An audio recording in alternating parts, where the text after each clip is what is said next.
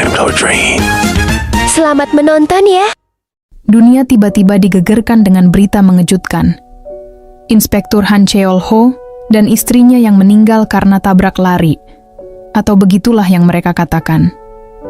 Kecelakaan mobil tragis, demikianlah media melaporkan. Di tengah karangan bunga duka dan aroma dupa yang menyesakkan, berdiri seorang pemuda. Ha Jin. Memakai seragam, ia duduk sendirian, memeluk lututnya. Wajahnya terbenam dalam kegelapan. Ia tahu, jauh di lubuk hatinya, ia tahu. Itu semua bohong. Kematian orang tuanya bukanlah kecelakaan. Itu adalah pembunuhan terencana, ditutup-tutupi oleh tangan-tangan yang kotor. Keadilan telah dijual. Dendam kini menjadi satu-satunya harta yang tersisa baginya. Di podium, para petinggi kepolisian menampilkan sandiwara yang sempurna. Komisaris polisi Seong Jang-gyong, dengan wajah penuh penyesalan palsu, memuji sang inspektur. Mereka berdalih, Kyung Wi-han lebih berani dan lebih jujur dari siapapun. Namun, di balik air mata buaya itu tersimpan kebohongan yang keji. Penyelidikan dihentikan dengan cepat. Sebagai hasilnya, tidak ada bukti indikasi pembunuhan. Kasus ditutup, selesai. Dianggap sebagai kecelakaan sederhana. Waktu berlalu. Ha Jin tetap berjuang, melakukan pekerjaan paruh waktu di Toserba, mengambil langkah-langkah kecil untuk bertahan hidup di tengah rasa pedih yang menyelimuti hatinya. Di sisi lain kehidupannya yang keras, ia berhadapan dengan wanita yang seharusnya menjadi walinya, tetapi terasa seperti beban. "Tante," ujar Ha Jin sambil menyerahkan amplop berisi uang sewa. Wanita itu, dengan penampilan glamor dan raut wajah meremehkan, menghitung uangnya seolah menghitung koin. "Astaga," keluhnya. "Apakah kamu cukup punya uang?" Saat Ha Jin mencoba meyakinkan, "Aku akan membayarmu seluruhnya bulan depan." Kalimat tajam justru dilontarkan. "Sayang sekali kamu ditinggalkan sendirian, tapi meski begitu aku membesarkanmu. Dan kamu bahkan tidak tahu bagaimana mengucapkan terima kasih. Sikap macam apa itu?" Ha Jin hanya bisa terdiam. Tidak ada lagi yang perlu dikatakan. Tekanan dari orang yang seharusnya peduli, kerinduan pada orang tua yang terenggut. Semua itu membuat Ha Jin kehilangan jati dirinya. Di lingkungan sekolah menengah yang seharusnya menjadi tempat untuk menimba ilmu, Ha Jin justru menjadi target tetap. Ia diperlakukan seperti makhluk rendahan, tumbal untuk memuaskan ego para berandal berkuasa. Pemimpin dari semua kejahatan kecil ini adalah Park Tae-jun. Seorang bajingan yang terkenal di sekolah, dikelilingi oleh antek-antek yang menikmati kekuasaan semu mereka. Mereka tahu Ha Jin yatim piatu. Mereka mencium kelemahan, dan mereka tidak ragu untuk menginjaknya. Ha Jin terhempas ke lantai. Bagi orang lain, tinju itu pasti terasa mematikan. Namun, di dalam hati Ha Jin yang telah mati rasa, ia berbisik pada dirinya sendiri, tinju ini tidak sakit. Tae-jun dan gengnya hanya melihat Ha Jin sebagai sasaran empuk. Mereka menghancurkan harga dirinya, menghancurkan barang miliknya, termasuk ponselnya yang kini tergeletak retak di lantai, dan mereka terus menekan luka terdalamnya. "Juga aku yatim piatu," ejekan itu menghantam. Bahkan di tengah hujan pukulan, ia tidak bereaksi. Otaknya fokus pada satu tujuan. "Bahkan jika aku membayar kembali setengah dari apa yang mereka lakukan kepadaku, pada akhirnya aku tetap kalah. Jika aku bisa mengambil omong kosong ini untuk 1 tahun lagi," pikirnya sambil menahan giginya, wajahnya penuh tekad. "Aku dapat melarikan diri dari neraka yang disebut sekolah ini." Tepat saat penghinaan mencapai puncaknya, sebuah interupsi tiba-tiba memotong tawa sombong para perundung. Sosok seorang gadis muncul. Ia adalah ketua kelas mereka, sosok yang kontras di tengah kekerasan ini. Berdiri tegak dengan seragamnya, ia memancarkan aura yang tak dapat diabaikan. "Hai, apa yang kalian lakukan di sana?" teriaknya dengan suara yang tegas. Para perundung itu terhenti, tawa mereka menghilang sejenak. "Wow, tapi dia adalah ketua kelas kita So Eun," ujar salah satu dari mereka, setengah menggoda, setengah terintimidasi. Ketua kelas tidak gentar. Ia bergerak mendekat. Lee Eun berkata, dengan nada khawatir yang tulus, "Ha Jin, apakah mereka mengganggumu lagi?"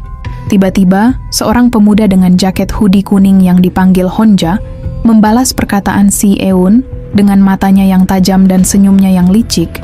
Ia langsung menuju Hajin yang masih di bawah tekanan. Honja berkata, "Apakah kamu itu Hajin?" Salah satu dari mereka yang bertubuh gemuk, bahkan dengan sengaja menjambak rambut Hajin, memaksa wajahnya untuk dilihat. "Lihat ketua kelas, Honja memukulku seperti karung tinju." Namun si Eun dengan berani dan tegas menekan mereka untuk melepaskan Hajin, dengan mengancam melaporkan semuanya ke pihak sekolah. Tapi tiba-tiba pria gemuk itu datang menubrukan badannya, menegaskan bahwa si Eun tidak bisa menyalahkan perbuatan mereka, karena tidak ada bukti kuat untuk melaporkan mereka. Honja, dengan senyum predator, mengusulkan rencana yang lebih gelap. Seorang kenalan mengatakan bahwa dia melakukan bisnis dengan mafia. "Apakah kamu ingin melakukannya?" "Tam," geng itu terkejut. "Bisnis?" tanya mereka. Honja menjelaskan misinya. Ambil anak cewek itu, lalu dengan gerakan merendahkan Honja menjelaskan dengan singkat. Rencana keji untuk menghancurkan masa depan dan harga diri ketua kelas demi kesenangan mereka. Kita harus mulai dengan tubuh. Jika guru melihatnya kita melakukannya, kita dapat membuat surat rekomendasinya diambil. Dan menjelaskan waktu yang tepat adalah besok, ketika kita pergi untuk acara karya wisata sekolah. Dengan senyum licik, Taejun tidak sabar dengan rencana yang akan mereka lakukan besok, dan pergi meninggalkan Hajin dan Se-eun. Hajin mungkin telah lolos dari pemukulan hari ini, tetapi ia baru saja memasuki medan perang yang baru. Seorang wanita baik yang berani membelanya kini harus menjadi target. Memperlihatkan Se-eun yang sedang membersihkan kelas ditemani oleh Hajin. Mereka sedang membicarakan tentang acara besok, namun di balik senyumnya sebenarnya Hajin mengkhawatirkan keadaan Se-eun. Tapi Se-eun menegaskan untuk tidak perlu takut dan menghindar dari acara tersebut. Menenangkan hati Hajin sambil merangkul berkata, "Semuanya akan baik-baik saja." Di tengah keributan itu, pengumuman sekolah datang dari atas panggung, mengkonfirmasi ancaman dan peluang itu. Kalian akan memiliki waktu luang dari sekarang hingga jam 3 sore, karena kalian berada di tahun terakhirmu. Jangan mendapat masalah. Sekarang pergi. Waktu yang tepat. Peluang untuk bertindak atau diam. Honja dan gengnya menyeringai, tahu bahwa rencana mereka akan segera terlaksana di bawah kedok karya wisata yang seharusnya menyenangkan. Hajin terduduk sendiri meratapi kesepian yang kini menelan hatinya, seakan semua orang menjauhinya.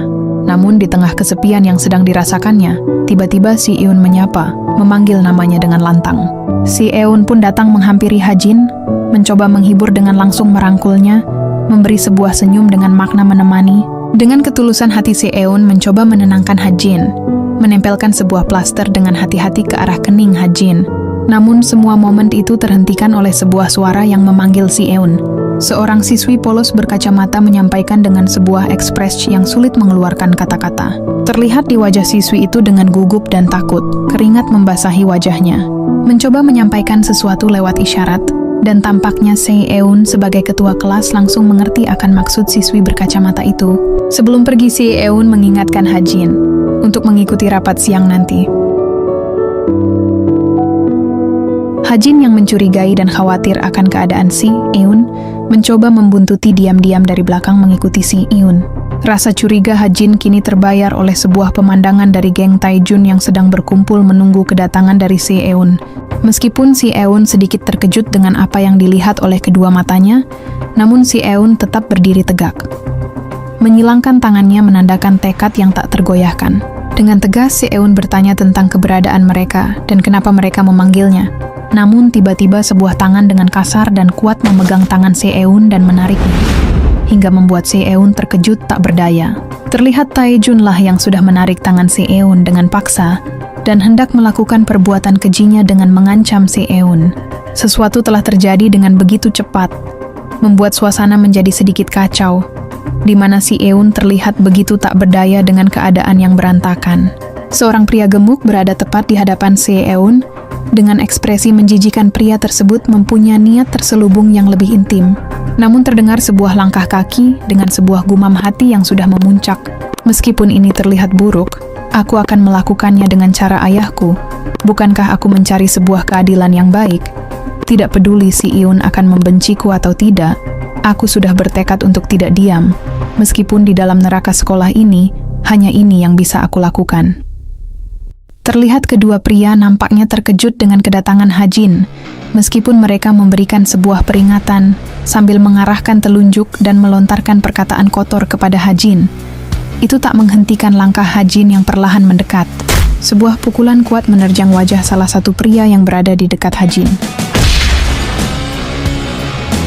membuat semua orang yang berada di sana terkejut, karena hanya dengan satu pukulan Hajin berhasil membuat pria tersebut terkapar tak berdaya.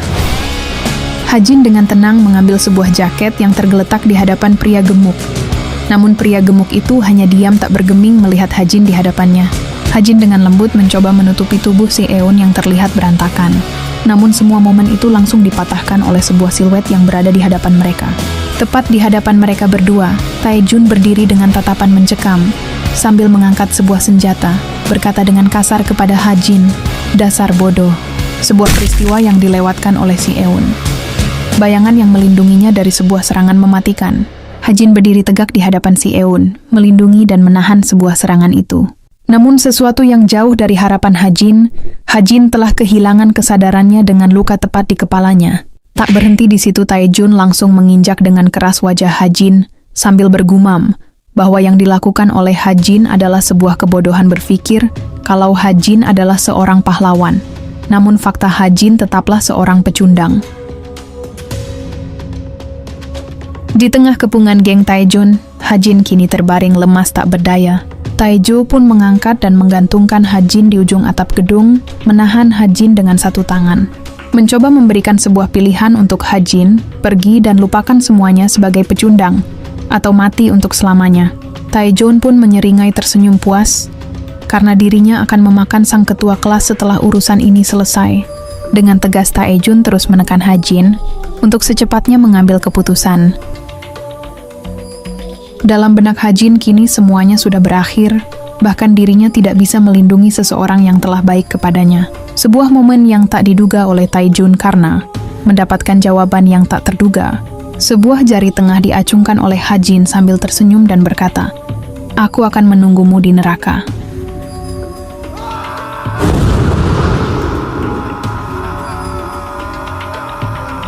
Sebuah siluet menjulang, gedung pencakar langit dengan fasad abu-abu kusam, membelah langit biru yang tak peduli.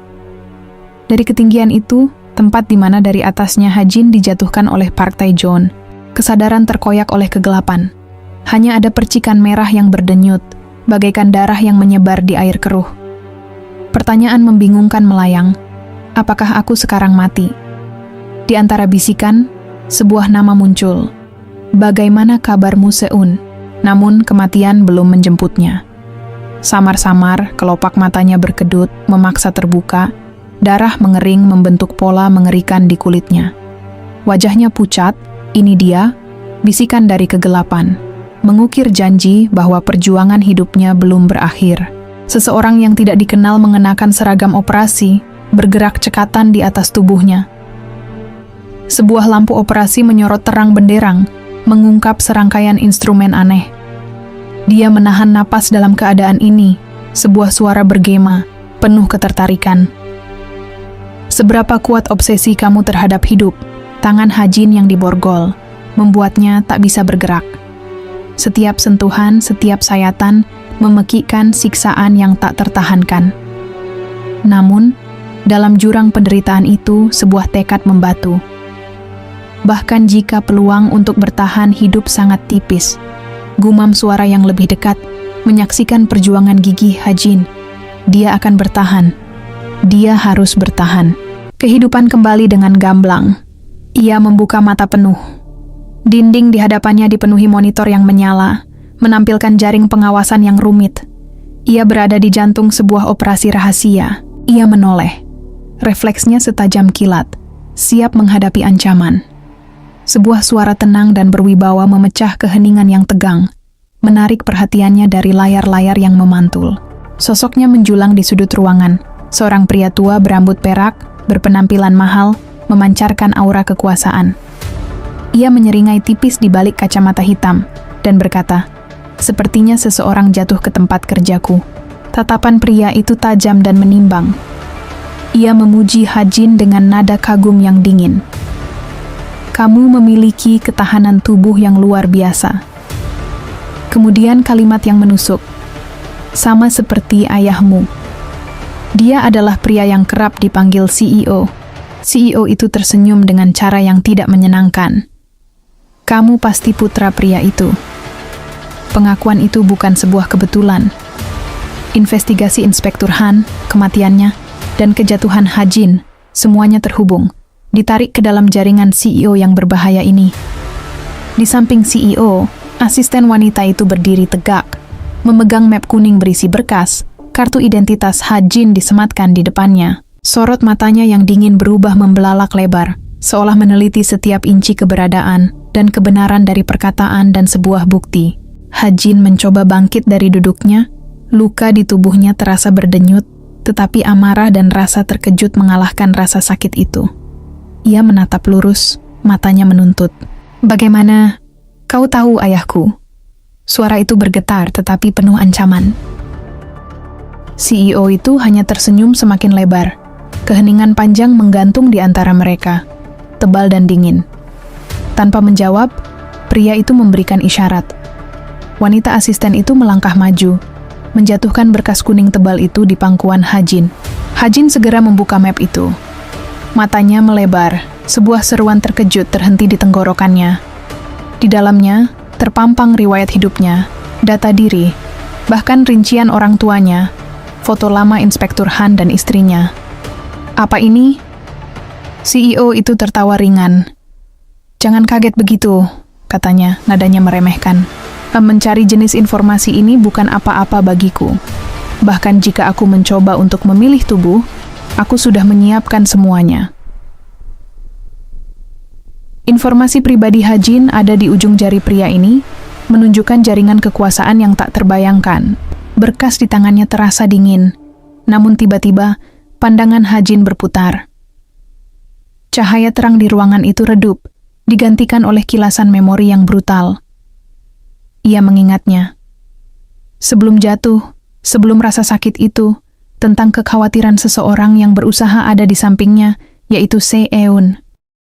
Hajin segera menatap CEO itu, matanya dipenuhi kecemasan yang membara. "Atap, apa yang terjadi dengan mereka yang berada di atap?" tanyanya, suaranya naik. CEO itu hanya tertawa lebar, tawa yang terdengar tanpa kehangatan, hanya ejekan. Ia menyandarkan tubuhnya, menyilangkan lengan. "Mereka?" Hajin mendesak. CEO itu tersenyum puas. "Bagaimana menurutmu mereka?" Ia mendekat, tangannya yang besar menyentuh rambut Hajin. Gerakan itu terasa patronis dan merendahkan. Dorongan itu bagus, tetapi Hajin mundur. Ia menatap tubuhnya yang baru dipulihkan. Luka-luka itu, darah itu, ia sadar, hanya pulih.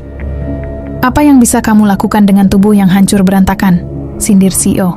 CEO itu menarik diri, menunjuk Hajin dengan jari telunjuknya. "Jika kamu, yang tidak memiliki kekuatan atau dukungan sejak awal, menyentuh mereka."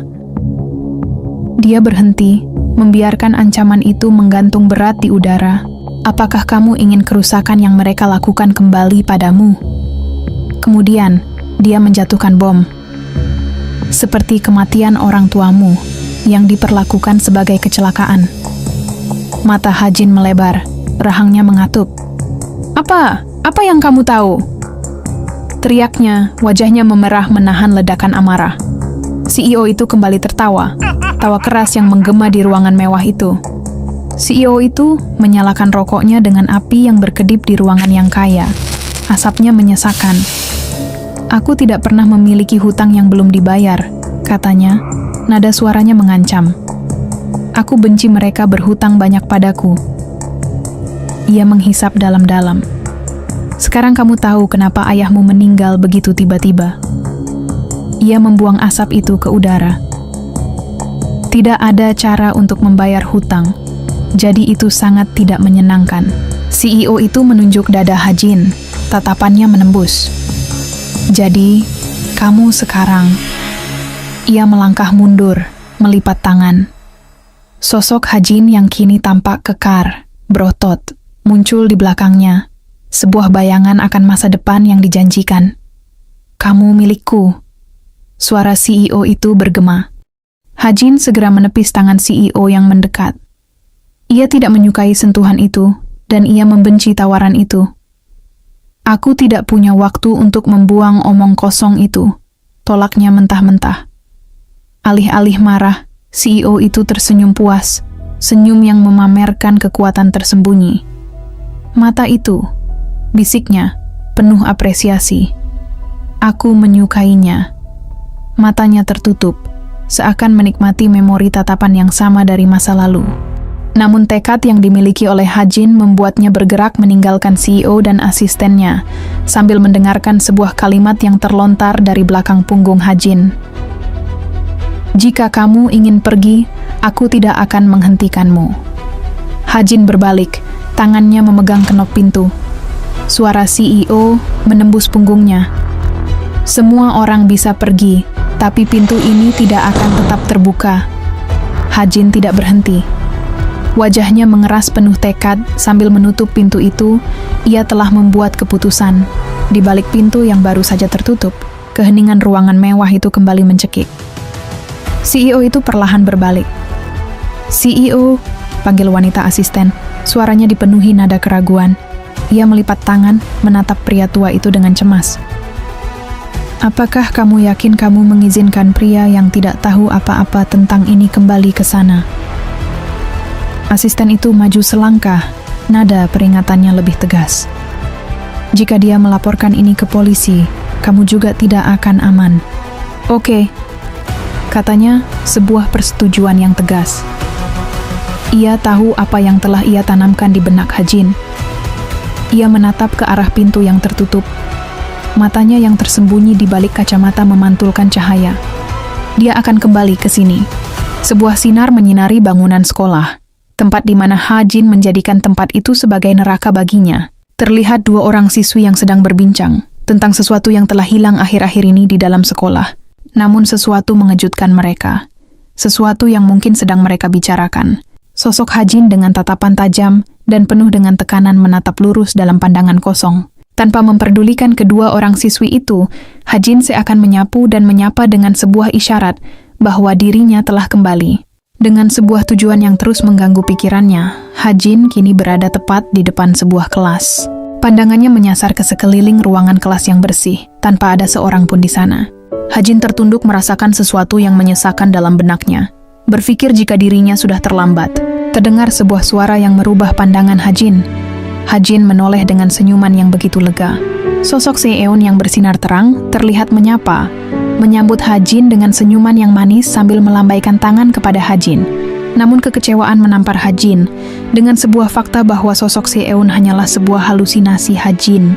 Siswi yang dulu bersama Seeun menjelaskan dengan rasa penuh penyesalan bahwa setelah peristiwa itu Seeun tidak pernah terlihat lagi. Dengan perlahan Hajin mencoba menyusuri sekolah itu, namun apa yang didapatinya, sebuah suara terdengar mengalihkan pandangannya dan mencoba mendekat ke arah sumber suara itu. Ternyata apa yang dilihatnya adalah sekelompok geng Park Tae-jun dan kawan-kawannya sedang menginjak-injak seorang siswa, memperlakukannya seperti sampah, menyiksa tanpa belas kasih, menertawakan di atas penderitaan yang dirasakan oleh siswa tersebut. Sebuah sorot mata yang penuh dengan amarah, dengan gamblang Hajin melihatnya secara langsung, mengingatkannya kepada sebuah peristiwa Hajin yang hampir menyerah dengan hidup. Sebuah keputusan tanpa harapan karena tidak bisa berbuat apa-apa. Ingatan itu menyambar pikiran Hajin, hinaan, cacian, makian, rasa sakit yang menusuk jiwanya, membuat kehampaan dalam hidupnya. Sebuah penyesalan yang pernah dia lakukan, semua itu membuatnya ingin lari dan meninggalkan apa yang terjadi. Tapi kini sebuah tekad yang kuat telah merubahnya. Meskipun penyesalan itu masih ada, tapi kini Hajin telah berbeda. Apa yang diajarkan ayahnya kini terasa nyata, seolah kekuatan itu tidak terkunci lagi. Di sisi lain, Tae-jun mengancam siswa itu untuk memasukkannya ke dalam mulut siswa itu. Namun tiba-tiba sebuah suara menghentikan perlakuannya. Sebuah suara yang dikenali oleh Tae-jun. "Apa kau bersenang-senang?" Sebuah keheningan terjadi seketika, Semua orang terdiam dan menoleh ke arah suara itu.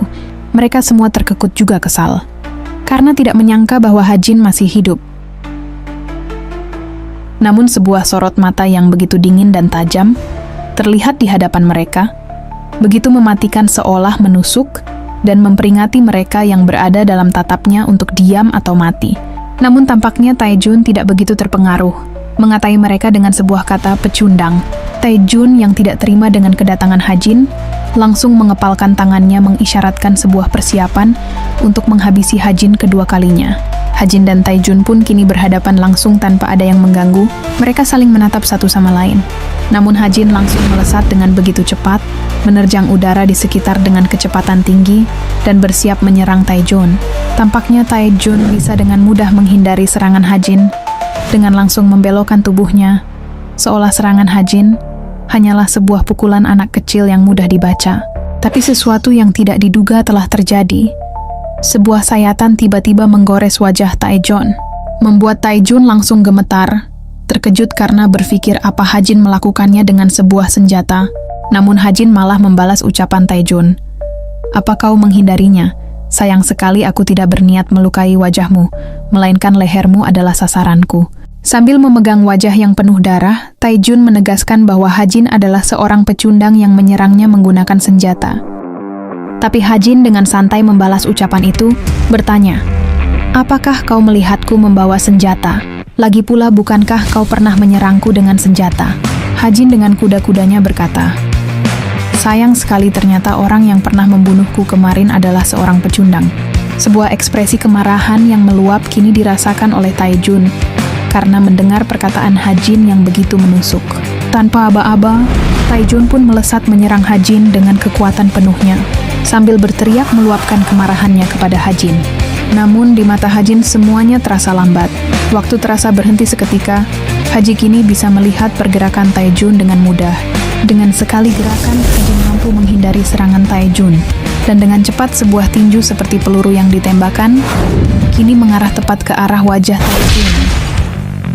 Sebuah kilas kenangan seorang ayah Hajin, Inspektur Han Cheol, di mana dia dulu adalah seorang yang paling hebat dari yang lain, mengubah dirinya sendiri menjadi sebuah senjata yang mematikan, dengan sebuah insting yang sangat tajam, dan ketahanan tubuh yang sudah dia ubah dan dia latih, menjadi sebuah teknik yang dinamakan Krav Maga. Inspektur Han Cheol sering sekali melakukan operasi rahasia untuk menangkap para pemimpin kelompok teroris yang menyamar sebagai warga sipil di setiap negara. Sebuah kenangan Hajin tentang berlatih teknik Krav Maga bersama ayahnya. Ayahnya berkata kepada Hajin, "Di dalam pertarungan yang terpenting adalah jangan pernah kehilangan ketenangan dalam situasi apapun. Tetap fokus pada titik-titik vital, maka itulah yang dinamakan pertarungan."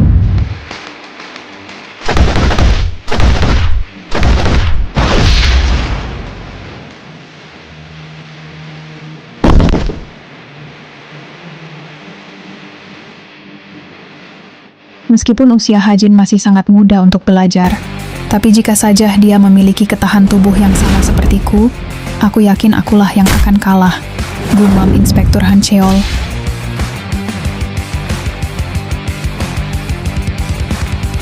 Dengan sebuah senyum bangga Han Cheol bergumam, "Akhirnya aku bisa meneruskan apa yang telah aku tunda."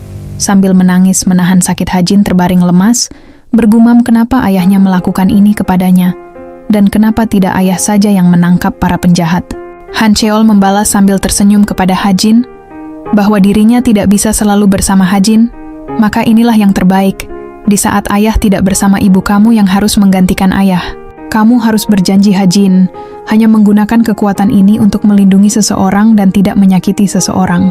Han Cheol pun menyodorkan tangannya kepada Hajin, namun Hajin yang masih sangat muda berusaha mencerna kata-kata yang belum dimengerti olehnya. Sebuah jabatan tangan seorang ayah dan anak dalam kehangatan terukir sebuah kata janji untuk saling melindungi. Namun kenangan itu kini telah hancur karena sebuah ketidakadilan yang Hajin dan ayahnya rasakan. Kematian ayahnya yang membuat luka mendalam dalam hidupnya, membuat Hajin berubah menjadi sosok yang dipenuhi dengan dendam, yang kini siap melahap siapapun yang ada di depannya. Dengan ekspresi ketakutan, Taejun yang kini terus memundurkan tubuhnya menghindari langkah Hajin, kini harus terpojokan yang membuatnya tidak bisa lagi kemana-mana. Di saat itulah Hajin mengangkat kakinya tinggi, bersiap melancarkan sebuah serangan terkahirnya. Namun tiba-tiba sebuah seruan terdengar oleh Hajin yang kini menghentikan serangannya. Ternyata suara itu berasal dari seorang guru paruhbaya yang bertanya kepada Hajin, "Apa kamu melakukan itu?" Tapi Hajin malah bertanya balik kepadanya menanyakan keberadaannya. Guru itu langsung memarahi sambil menampar Hajin, bahwa yang dilakukan Hajin bisa membuatnya masuk ke dalam pusat penahanan remaja. Tapi Hajin hanya tersenyum mendengarkan guru itu yang terus memperingati Hajin, karena jika Hajin hidup seperti ini, maka semuanya akan berakhir. Dengan tatapan tajam dan sorot mata yang menyala, Hajin bertanya, "Tapi kenapa si Eun siswi yang teladan harus berakhir menyedihkan? Kenapa hanya ada sampah terlihat di sini?" Sambil menunjuk ke arah Taejoon yang terkapar tak sadarkan diri. Guru itu hanya diam mendengar pertanyaan Hajin, namun Hajin terus mendesaknya untuk menjawab. Sambil mengambil sebuah pensil yang terjatuh, Hajin bergumam, "Bagaimana tidak bisa menjawab? Kalau begitu, kau sama saja seperti dia seorang sampah." Sambil mengambil sebuah buku kehadiran dari guru itu. Meskipun guru itu memohon untuk mengembalikannya, membujuknya untuk berpikir realistis. Tapi Hajin dengan gamblang menyalakan api dan hendak membakar buku itu di hadapannya. "Realistis katamu?" tanya Hajin yang masih memegang api itu. Inilah realistis yang sebenarnya. Tanpa ragu Hajin membakar buku itu di hadapannya, sambil mengingat sebuah kenangan yang telah hancur menjadi abu.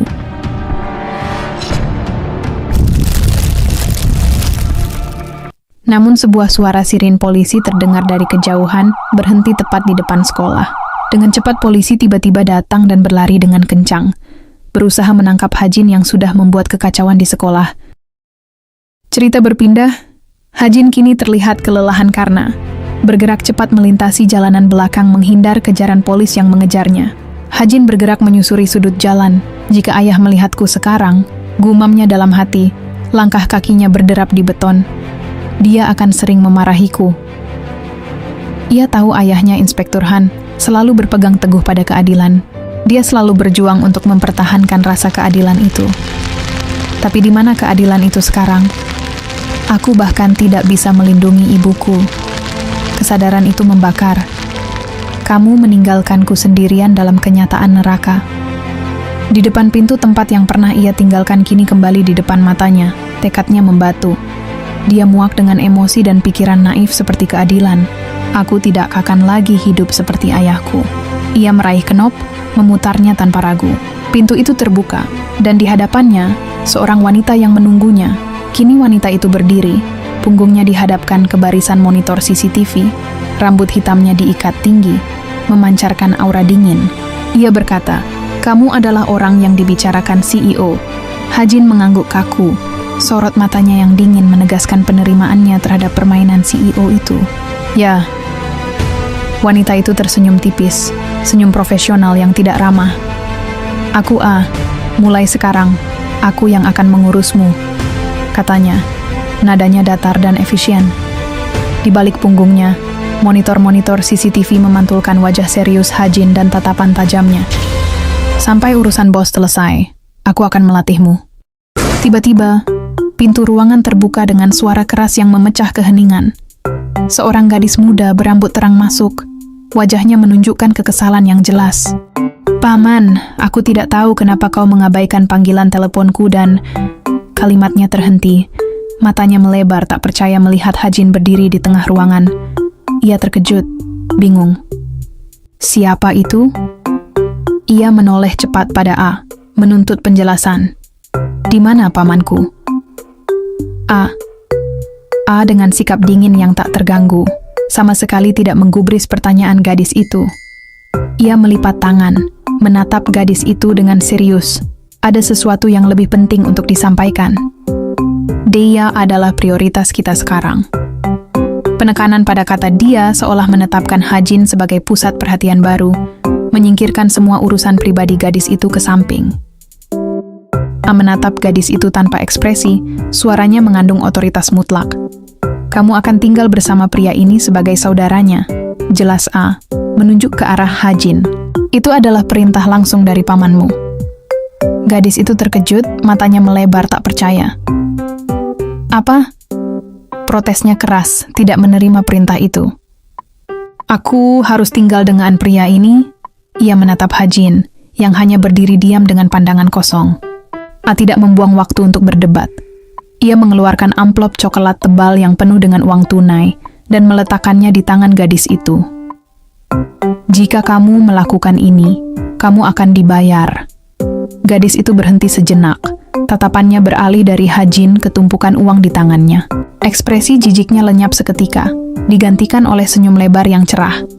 Matanya berkilauan. Ya, serunya dengan cepat, kini sepenuhnya setuju. Sikap gadis itu berubah total. Ia bersandar ke arah Hajin, menggodanya dengan senyum yang manis dan nakal. Kau saudara baruku? Oke, katanya, seolah mencoba menjadi akrab. Senyumnya semakin lebar, dan dalam hati, ia sudah menghitung-hitung kegunaan uang itu. Aku harus segera menggunakan uang ini, pikirnya dengan gembira, merencanakan pelarian belanja pertamanya. A tidak membuang waktu. Ia menoleh ke Hajin, wajahnya tegas. Kita harus segera memulainya. Meskipun tubuh Hajin berteriak kelelahan dan otaknya dipenuhi memori tragis, A tidak peduli. Ia memimpin Hajin keluar dari ruangan mewah itu, menuruni tangga beton yang gelap menuju sebuah tempat yang tersembunyi. Mereka tiba di depan pintu besi yang berat di lantai bawah tanah, udaranya dingin dan menyesakan.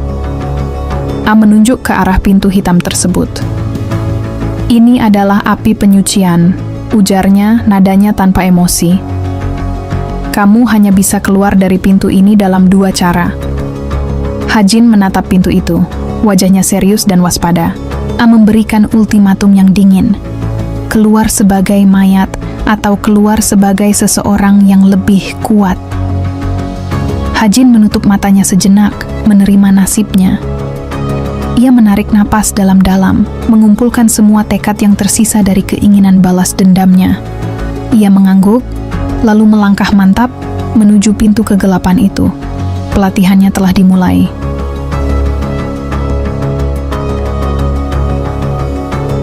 Hajin kini telah memasuki pintu penyucian, sebuah tempat yang dijanjikan sebagai awal kehidupan baru, tetapi yang sebenarnya menyimpan sesuatu yang lebih menakutkan dari apapun. CEO menyambut mereka dengan senyuman lebar. Selamat datang di api penyucian. Ia melanjutkan, ini adalah tempat di mana kalian bisa mendapatkan kehidupan baru hanya ketika nilai kalian diakui.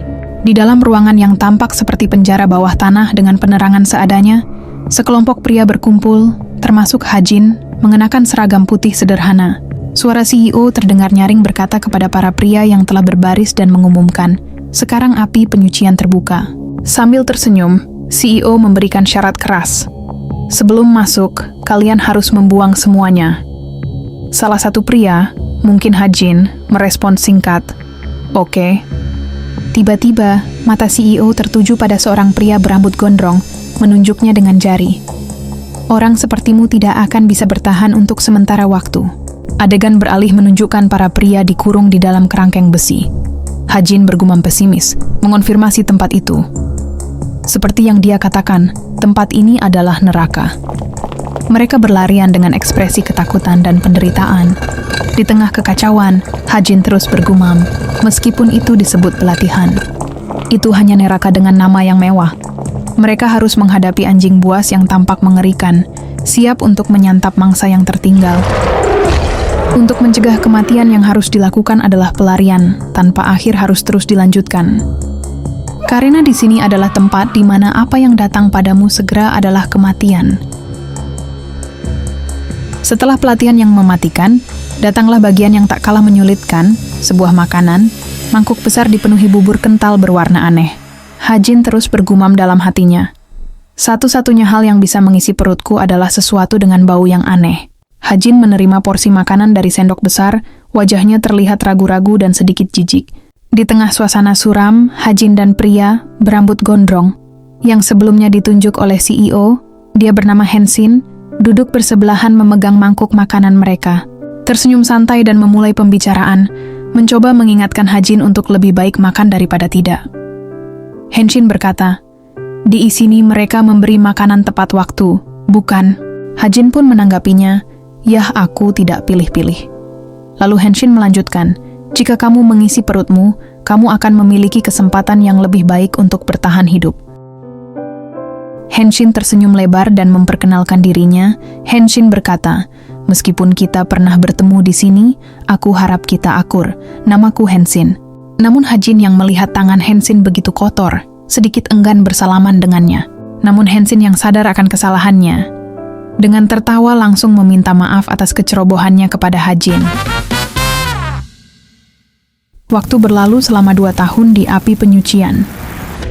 Selama masa itu, teror yang terjadi mengeliminasi para peserta satu persatu, meninggalkan jejak kekejaman yang tak terbayangkan. Kini, hanya 2 orang yang tersisa, Hajin dan Henshin. Pemandangan lorong dengan sel yang menyala dan tak terhitung jumlahnya, menjelaskan proses yang mengerikan ini. Mereka membakarmu, mereka memasukkanmu ke dalam beberapa toples dan yang lain mengeluarkannya. Menyiratkan bahwa mereka yang gugur akan langsung dibakar atau diproses. Di lorong yang sepi, CEO kembali muncul bersama Hajin dan Henshin yang kini menjadi 2 peserta terakhir, membawa mereka ke suatu tempat yang lebih luas. CEO dan menatap kedua pria yang berhasil bertahan. CEO berkata, "Tak disangka kau telah sampai sejauh ini, tapi butuh banyak usaha untuk mencapai akhir." Hajin dan Henshin berdiri di sebuah ruangan yang lebih luas dan terbuka. Ada suasana ketegangan tersirat dalam benak mereka. Sebuah suara terdengar keras. Waktunya ujian terakhir." Tiba-tiba, sebuah suara puluhan langkah kaki terdengar dengan jelas, bergema di ruangan tersebut. Terlihat pria botak dan pria bertongkat baseball menunjukkan bahwa kini mereka dihadapkan ujian terakhir, memburu atau diburu dalam pertarungan hidup dan mati melawan musuh yang terorganisir. Hajin dan Henshin berdiri di tengah kerumunan yang mengelilingi mereka. Mereka dikepung oleh orang-orang berpakaian rapi, sebagian besar mengenakan kemeja dan celana panjang, yang jelas merupakan para pembunuh bayaran yang disiapkan untuk mengeliminasi mereka. CEO terlihat puas dan tersenyum sinis, mengutip filosofi yang mendukung kekejaman tempat itu. CEO bergumam, dalam monarki Machiavelli ada tertulis bahwa terkadang dengan keberanian singa saja tidak akan cukup untuk menjadi seorang pria. Pertarungan pecah. Pria berotot yang memegang tongkat baseball mulai mendekat, mengayunkan tongkatnya dengan marah ke arah Hajin yang terlihat di depannya. Namun Hajin berhasil dengan mudah menangkap pria itu dan melemparkannya ke arah barisan pria lainnya. Musuh lain menyerang dengan senjata tajam. Sebuah pisau mengayun ke arah Henshin. Namun dengan cepat Hajin mampu membaca situasi tersebut dan langsung memberikan sebuah tendangan mematikan dan berhasil menghalau serangan yang akan mengenai Henshin. Henshin dan Hajin berdiri berdekatan, bersiap untuk serangan berikutnya.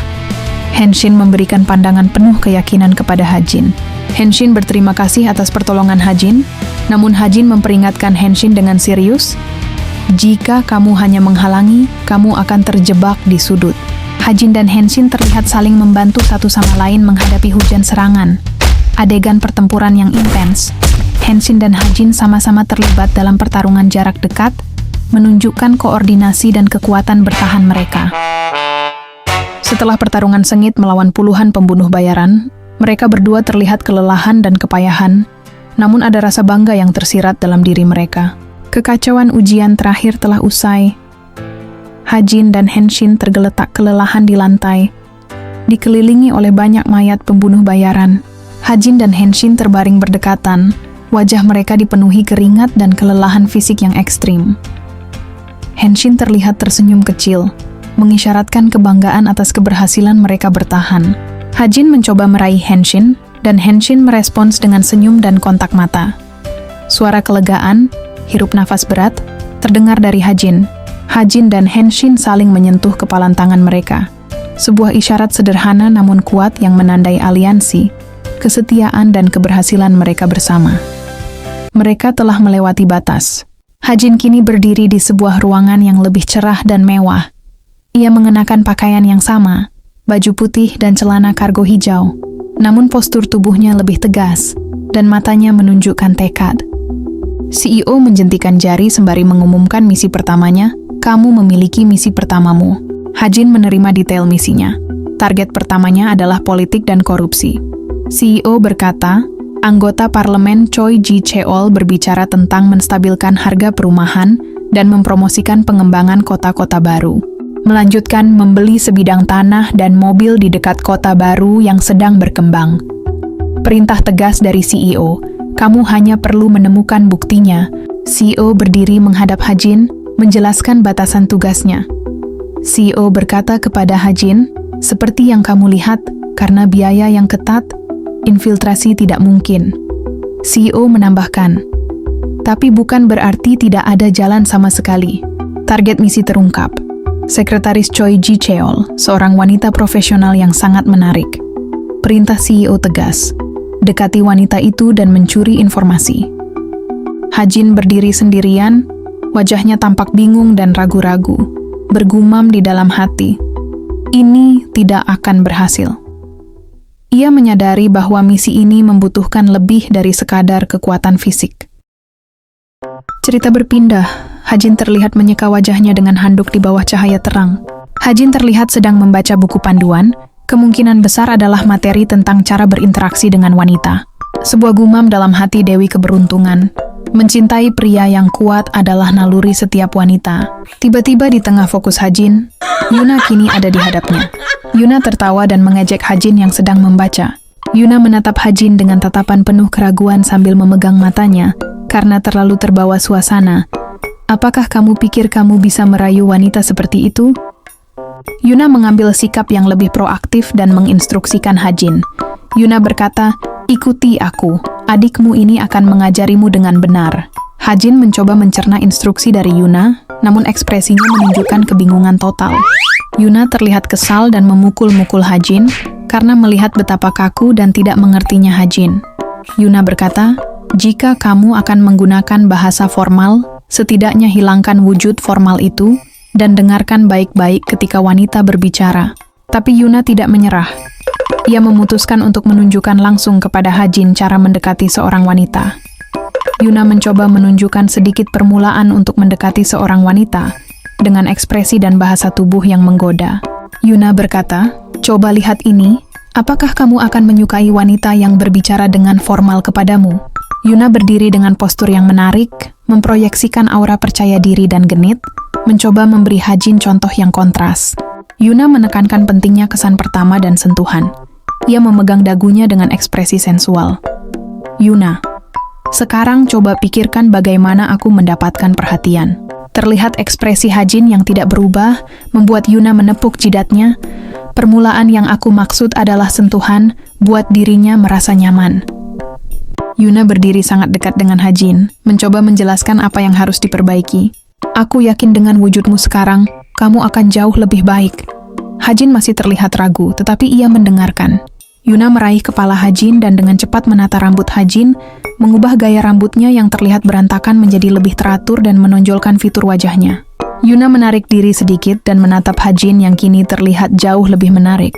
Ia memperlihatkan hasilnya dan menyimpulkan, "Yah, kamu terlihat lumayan menarik."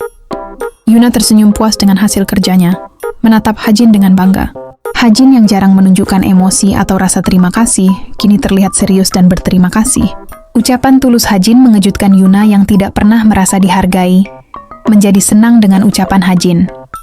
Wajahnya memerah dan ia memalingkan wajah karena malu dan gembira. Yuna segera menutupi rasa malunya dengan ancaman kecil, terutama tentang karya seninya, rambut Hajin. Yuna berkata, jangan kamu sentuh, aku akan membunuhmu jika rambutmu diacak-acak. Cerita berpindah di sebuah bar. Target Hajin, sekretaris Choi Ji-cheol, terlihat sedang duduk sendirian memegang secangkir gelas, dengan ekspresi yang sedikit kelelahan, kekecewaan, melampiaskannya pada sebuah minuman yang ada di tangannya. Dengan berbekal sedikit sentuhan dari Yuna yang memperbaiki penampilannya, dan memberinya pelajaran singkat tentang daya tarik, Hajin kini menjalankan misinya mendekati sekretaris Choi Ji-cheol. Hajin mendekat ke meja sekretaris Choi, yang tampaknya langsung membuat sekretaris Choi terpana akan ketampanan dari Hajin. Dengan gaya rambut baru terlihat lebih menarik dan percaya diri, Hajin membuka percakapan, mencoba mengaplikasikan pelajaran Yuna. Kamu terlihat berat untuk sementara waktu, apa ada yang bisa aku bantu? Sekretaris Choi terlihat sedikit terkejut dengan pertanyaan Hajin. Namun sekretaris Choi yang terlanjur diliputi beban pikiran mulai bercerita kepada Hajin. Hajin mendengarkan dengan penuh perhatian. Fokus pada Hajin menunjukkan bahwa ia menanggapi cerita sekretaris Choi dengan sungguh-sungguh. Hajin menjalankan misi sosialnya dengan baik. Setelah percakapan yang panjang, sekretaris Choi memutuskan untuk pergi. Sekretaris Choi, "Aku harus pergi sekarang." Saat berdiri dari tempat duduknya, terlihat jelas ia sudah terlalu banyak minum. Ketika ia hendak pergi, ia kehilangan keseimbangannya dan hampir terjatuh karena terlalu mabuk. Ekspresinya menunjukkan kepanikan sesaat. Beruntung Hajin berhasil menangkap sekretaris Choi sebelum ia menyentuh lantai. Sekretaris Choi tersentak di pelukan Hajin. Mata mereka bertemu dalam momen keintiman yang tak terduga. Sekretaris Choi menatap Hajin dengan mata yang sedikit berkaca-kaca, meminta tolong untuk mengantarnya ke rumah. Setelah mereka berdua berada di kediaman sekretaris Choi langsung mendekati Hajin dan menciumnya. Hajin merespons ciuman itu, menunjukkan bahwa ia berhasil memainkan perannya. Mereka berdua terbaring di tempat tidur. Sekretaris Choi terlihat tertidur lelap, menandakan keberhasilan Hajin dalam menciptakan situasi aman untuk misinya. Mata Hajin terbuka. Ekspresinya yang tadinya menenangkan kini berubah menjadi dingin dan fokus, kembali ke mode agen yang terbentuk di api penyucian. Ia bergerak hati-hati. Diam-diam bangun dari tempat tidur dan mulai mengenakan bajunya kembali, bersiap untuk langkah selanjutnya. Hajin bergerak di sekitar kamar. Fokusnya beralih dari wanita yang tertidur ke tujuan misinya yang sebenarnya mencari bukti. Setelah menyalakan komputer sekretaris Choi, Hajin berhasil menyalin semua data yang diperlukan. Hajin berhasil mendapatkan salinan informasi yang CEO butuhkan mengenai korupsi anggota parlemen Choi Ji-cheol. Sambil melihat sekretaris Choi, Hajin bergumam, "Setidaknya kita mungkin tidak akan pernah bertemu lagi." Cerita berpindah sesampainya di markas Hajin bertemu dengan Yuna yang terlihat gelisah dan tergesa-gesa. Hajin mencoba menyapa Yuna, namun Yuna tidak mempedulikan Hajin. Hajin pun mencoba bertanya, ada apa?" Dikarenakan Yuna terlihat benar-benar cemas dan ketakutan saat berlari. Kegelisahannya Yuna sangat kontras dengan suasana lega Hajin setelah menyelesaikan misi. Yuna mencoba menegaskan Hajin untuk tidak menahannya pergi, dan meyakinkan Hajin karena dirinya hanya akan bertemu dengan teman lamanya. Namun Hajin memperingati Yuna untuk tidak pergi dikarenakan sedang turun hujan. Namun Yuna bersikukuh meminta Hajin untuk tidak menahannya. Pemandangan hujan deras dan penerangan yang redup menambah suasana dramatis dan berbahaya pada kepergian Yuna. Namun di balik kepergian Yuna, tiba-tiba Henshin datang. Henshin mencoba menawarkan makanan kepada Hajin. "Ini adalah makanan yang aku bawa spesial, karena biasanya aku makan dari makan sisa yang aku pungut dari tong sampah." Namun Hajin kini dalam peran yang lebih tenang dan berwibawa, menolak makanan itu dan memberikan instruksi penting. "Aku sudah makan, tapi bisakah kamu memberikan ini kepada A?" Tapi Henshin menjawab dengan ekspresi terpaksa, "Bisakah aku berikannya nanti, setelah aku makan, karena aku tidak suka kalau cuacanya dingin." Di suatu tempat, hujan deras membasahi jalanan, menambah kesan suram dan tegang pada adegan tersebut. Yuna berdiri menghadap dengan penuh keseriusan, menyilangkan tangannya, dan menanyakan tentang urusannya memanggilnya. Wanita itu membalas ucapan Yuna, tersenyum sinis, mengisap sesuatu di antara bibirnya. Ekspresi yang penuh dengan nada meremehkan berkata, "Yuna, kamu sudah dewasa." Nada ucapan itu lebih terdengar seperti vonis ketimbang pujian. Wanita itu menjelaskan ketertarikan kepada Yuna, sang influencer cantik yang kini sudah dewasa. Mereka berdua saling berhadapan, menandakan sebuah keseriusan dalam perbincangan mereka yang menciptakan ketegangan mencapai puncaknya ketika wanita itu mengangkat masalah status dan hierarki masa lalu mereka, menyiratkan bahwa Yuna, meskipun kini terkenal, tetaplah seorang bawahan. Namun, semua sindiran hanyalah pemanasan. Wanita itu mengangkat ponselnya, menampilkan gambar yang seketika menghancurkan seluruh benteng citra yang telah Yuna bangun. Foto itu adalah Yuna kecil bersama CEO. Dengan mata yang menyala penuh kemenangan, wanita itu menjatuhkan ancaman yang sesungguhnya. "Apa yang akan terjadi padamu jika kamu dikenal sebagai keponakan seorang gangster?" Sontak membuat ekspresi Yuna terperangah dengan perkataan tersebut. Ancaman verbal dengan cepat berubah menjadi ancaman fisik. Pria yang memegangnya dari belakang kini berbisik penuh nafsu di telinganya, menyadari bahwa koneksi Yuna kini adalah kelemahan, bukan perlindungan. Pria itu berkata, "Hei, tapi apa yang akan terjadi padaku jika aku mengacaukanmu? Dia adalah keponakan seorang gangster. Apa yang bisa terjadi padaku nanti?" Pria lainnya melangkah maju, memberikan detail yang membuat ancaman itu semakin mematikan dan membuat Yuna benar-benar terisolasi. Apa yang kamu dengar sebelumnya?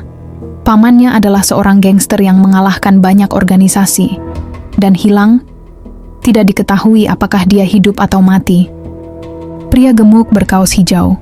Ia mengepalkan tangan besarnya dengan senyum lebar yang mengerikan, siap melancarkan kekerasan sambil bergumam. Dan jika degenerasi itu masih hidup dan berubah menjadi perkelahian, tidak peduli apa yang terjadi. Sama seperti bajingan terakhir kali, aku bisa langsung mematahkan rahangnya. Wanita itu melangkah maju. Setelah berhasil memojokkan Yuna dengan ancaman identitasnya, ia kini mengungkapkan tujuan aslinya, menyentuh wajah Yuna. Ia memegang dagu Yuna, memaksanya menatap, wajahnya tersenyum licik. Baiklah, jika kamu tidak ingin diketahui, kamu harus mengisi dompetku. Pria berkaos putih dan pria berjaket hitam. Mereka bertatapan, berseringai jahat, memperlihatkan betapa mereka menikmati penderitaan Yuna. Yuna tersentak, wajahnya merah menahan air mata dan rasa malu saat tangan pria itu akan menyentuh tubuhnya.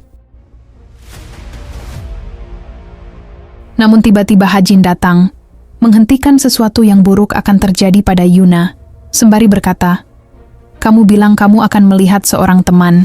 Dengan kecepatan tinggi, sebuah pukulan keras dan bertenaga terlihat menghantam wajah pria itu, membuat pria itu terhempas begitu jauh.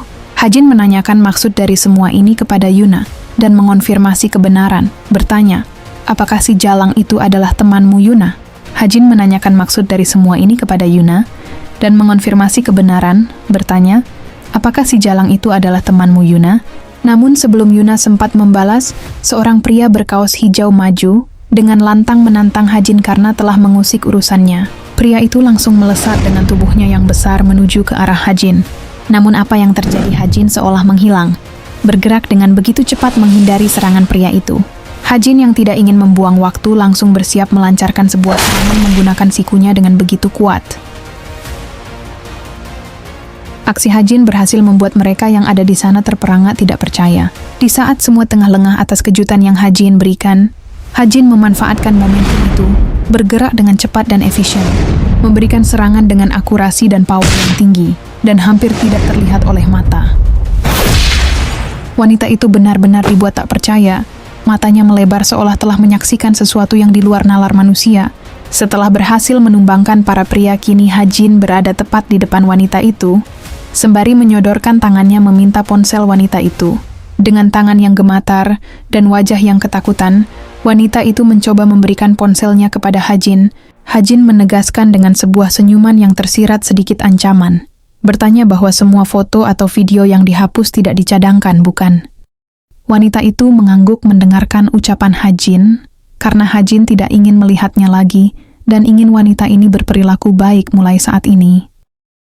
Hajin dan Yuna kini berjalan pulang kembali menuju markas. Sesampainya di sana mereka bergerak memasuki sebuah ruangan rahasia. Sebuah kamera menyoroti wajah mereka, memverifikasi keberadaan mereka dengan menempelkan sidik jari sebagai kunci. Pintu rahasia pun terbuka. Hajin dan Yuna kini berada tepat di hadapan pintu itu. Mereka berdua mulai berjalan menuruni anak tangga, tempat di mana markas sesungguhnya bersembunyi. Mereka tiba di sebuah ruangan di mana ada CEO, Hansin, dan A. Ruangan tersebut tampaknya dibuat khusus untuk melakukan rapat rahasia. Dengan kesiapan yang dia miliki, Yuna langsung mengarah ke tempat duduk. Di hadapannya ada sebuah laptop khusus miliknya.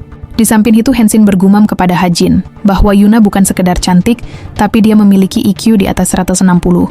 Dan Yuna adalah orang yang merencanakan semuanya. Yuna kini terlihat membuka laptopnya, menatap layar itu dengan penuh keseriusan dan fokus yang tajam. Di belakang Yuna, CEO memperhatikan dengan seksama bagaimana Yuna mampu memberikan apa yang diperintahkan oleh CEO. Berkat data yang didapatkan Hajin dan kepintaran Yuna, CEO dengan senyum bangga berhasil mendapatkan apa yang dia inginkan. Karena menurutnya tugasnya sudah selesai, Yuna pun berdiri dari kursinya, sembari berkata, "Aku sudah cukup menggunakan otakku, jadi aku akan beristirahat untuk saat ini." CEO kini memandang Hajin dengan tatapan serius, sejenak sebelum memberikan tugas selanjutnya. Hajin menatap CEO dengan penuh keterkejutan. CEO meminta Hajin untuk menculik sekretaris Choi, sontak membuat Hajin terkejut sekaligus marah. Berkata kepada CEO, bukankah kau hanya membutuhkan informasinya? CEO mendekatkan wajahnya kepada Hajin, memulai percakapan intens dengan Hajin, menanyakan tentang janji yang pernah diucapkan Hajin untuk bertindak. CEO kemudian menyatakan bahwa ia adalah orang yang memerintahkan sesuatu dan berniat membuat Hajin mengerti situasi yang sebenarnya. Ia kemudian mengungkap bahwa di balik anggota Kongres yang mereka temukan terdapat sebuah rahasia yang mengerikan. Di balik semuanya tersimpan sebuah kekerasan, seperti penculikan dan penyiksaan, intimidasi yang dialami seseorang. Meskipun kejam, tindakan ini dianggap bukan masalah bagi sang CEO, dan ia bahkan menjanjikan bahwa jika itu untuk keuntunganmu sendiri, ia akan membereskan beberapa orang. Akhirnya, ia mengungkap identitas organisasi di baliknya, Mingwang Hui, Inferno, atau Asosiasi Raja, yang disebutnya sebagai tempat di mana hanya orang-orang itu ada. Mendengar pengungkapan ini, Hajin terlihat skeptis, meragukan dan menyebutnya tidak masuk akal. Setelah Hajin meragukan keberadaan organisasi sekejam Mingwang Hui, CEO akhirnya menjatuhkan fakta yang memicu amarahnya. Mereka yang membunuh orang tuamu. CEO mempertegas bahwa tanpa ragu itu adalah dinasti Ming yang melakukannya. Fakta ini membuat Hajin dipenuhi amarah, yang tercermin dari ekspresinya menahan amarah yang meluap saat CEO menegaskan bahwa musuhnya, yang membunuh ayah dan ibunya, memang berada di dinasti Ming. CEO memvalidasi kemarahan Hajin. Kemarahanmu wajar, namun memperingatkan bahwa masih terlalu dini untuk berurusan dengan mereka. Melalui metafora yang kuat, CEO menjelaskan strateginya. Dia saat ini bersembunyi di bawah air, menyimpan kekuatan, seperti seorang pria yang dikelilingi bahaya. Namun, ia bersumpah, dan ketika saatnya tiba, dia akan menghancurkan mereka dan melahap mereka sepenuhnya. Dia kemudian mengungkap strategi jangka panjangnya, menyatakan bahwa, itu sebabnya aku bersembunyi di balik layar, dan aku membesarkan kalian. Menunjukkan bahwa Hajin dan rekan-rekannya adalah bagian dari rencana balas dendam. CEO mengakhiri pembicaraan, menyuruh mereka kembali bekerja, sambil menyebut detail kunci terakhir. Ketika mereka menemukan bahwa sekretarislah yang membocorkan informasinya, menegaskan kembali bahwa Hajin tidak perlu tahu apa yang akan terjadi nantinya. Dengan kata lain, ini adalah penebusan baginya. Kita hanya akan dihargai untuk keselamatan tersebut.